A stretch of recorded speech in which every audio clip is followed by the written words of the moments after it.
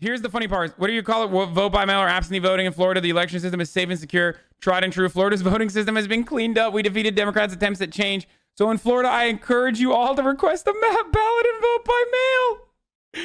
Dude, so I was going to talk about this. So Trump has, of course, been lying about the absentee ballots and vote by mail and how predisposed it'll be to fraud.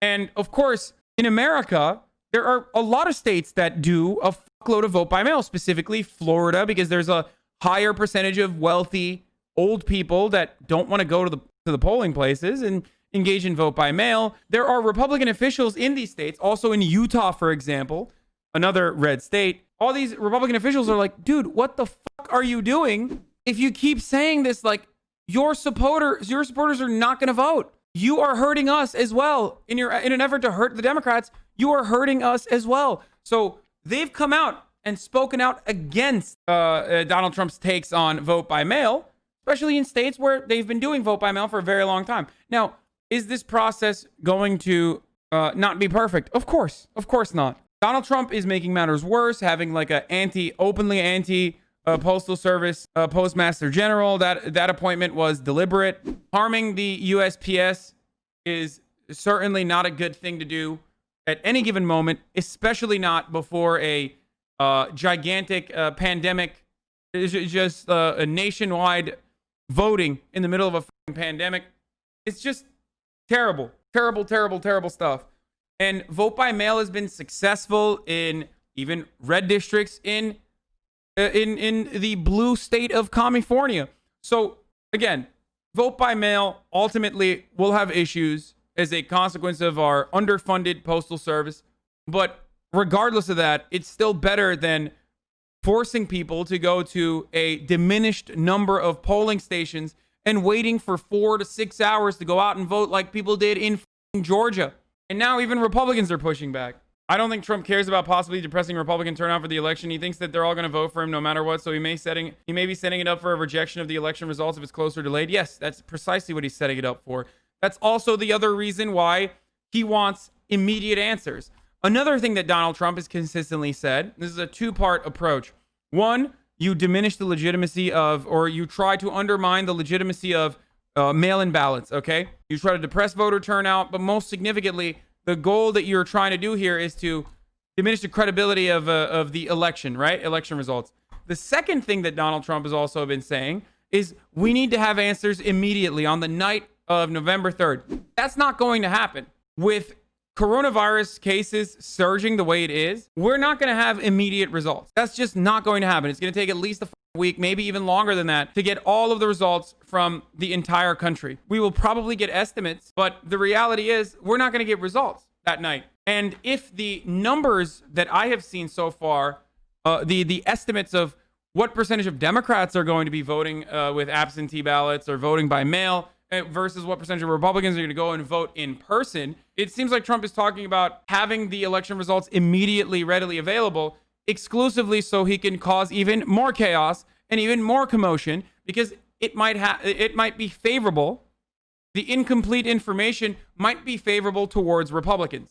If the preliminary results coming out of most of these states favor Republicans, especially in battleground states, but then absentee ballots start rolling in and vote by mail results start rolling in and Democrats end up winning, he could just turn around and be like, nope, doesn't matter. I'm the president and I'm still going to be the president. It doesn't matter. Now, there's also another third problem that is beyond the election and the election results. And that problem is Trump will remain president for 11 additional weeks. And America, in all of its infinite glory and foresight, does not actually have a comprehensive transition plan. It's all just a matter of following tradition. Technically, Trump will still remain president even after realizing that he hasn't won for 11 fucking weeks. We'll see what happens in those 11 weeks after if Donald Trump loses the presidency. CNN just grilled a Trump person about vote by mail. Gotta stop you. You brought up New York. Fraud in general, statistically insignificant. You were talking about fraud and you talked about New York. It's not fraud, Mercedes. Okay, there is no evidence of fraud. We know that there is mail fraud that has happened, mail-in fraud that has happened in certain statistically in insignificant. In Pennsylvania, in Philadelphia, we saw the Philly judge basically talk about this election fraud. We've seen these cases across the board in certain targeted states. And so we have an issue with mail-in fraud. You might not think so. We do not. We do not have an issue with mail-in fraud. The most high-profile cases of electoral fraud in the form of stealing ballots were committed by Republicans. So that's also kind of a funny thing, including one in West Virginia and another case in North Carolina. So that's hilarious that they just keep saying, like, there's mail-in fraud, mail-in fraud, mail-in fraud. It's like, well, Republicans are doing it. But even then, it doesn't matter because it's, again, even in that circumstance, it's statistically insignificant, and it gets caught when the results are completely different than the actual poll results. When the exit polls do not reflect reality by a significant margin, you do a recount, and you very quickly recognize that there is some fraudulent shit going on, and it doesn't matter. Voter fraud is absurd, but we should be worried about election fraud. We are never worried about election fraud because election fraud is done by Republicans. In this country, voter suppression, systemic ways of making sure that significant percentages of the population are unable to vote is committed by Republicans. And they try to do it in with any legal loophole that they have, whether it be voter ID, whether it be purging people from the ballots. Democrats engage in this in primaries as well. Democrats do this a lot in the primaries. Within the DNC's election structure. When it comes to the general election, Republicans are the number one, like, key people that do this shit. They are the best at doing it. Voter suppression and election fraud across the board is almost exclusively right-wing thing. Then we have the second part, which is like in the case of Nevada, which we have seen clearly that moving towards balloting harvesting, moving towards changing the law at the dead of night, in Nevada is going to create 90 days before an election. They are fundamentally changing the voting system where they're mailing out these ballots not verified is very problematic. And that's Mercedes. what I think we Mercedes, the only evidence that we've seen of ballot harvesting recently was by Republicans. And you know that in North Carolina, right? They had to redo the election. Literally Republicans did it, dude. Fucking owned. Fucking get owned, you stupid Mercedes. You are so stupid. Fuck you. All of these dumbass Trump talking heads that are all so fucking dumb. They're so fucking stupid. They're not even stupid. They're evil, okay? They know that they're lying. They don't care. They don't care. They know that they're lying. They get paid to fucking lie. Stop having these dipshits on camera. Oh my God. Republicans and Democrats both. We have to ensure we preserve the election integrity. And so that's why... Yeah.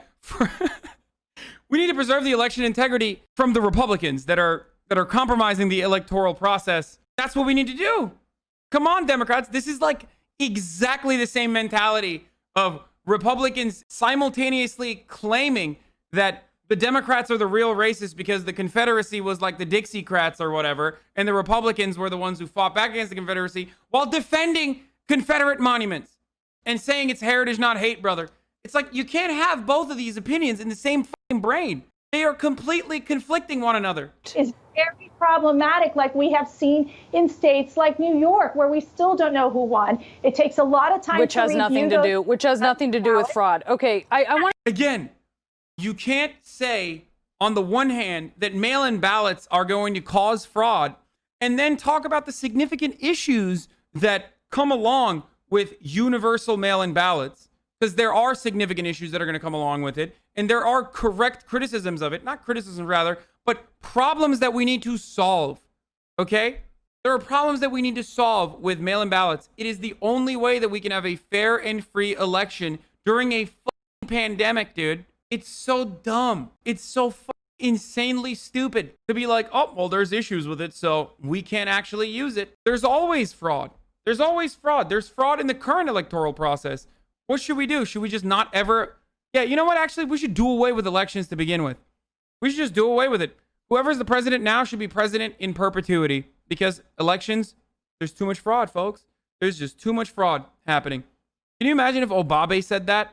Like, Obabe was like, elections have too much fraud, so I am now going to be God leader, and we are instituting Sharia law in the United States of America. He can help the Postal Service. They say they have ample capacity for this. He's raising questions about whether they do.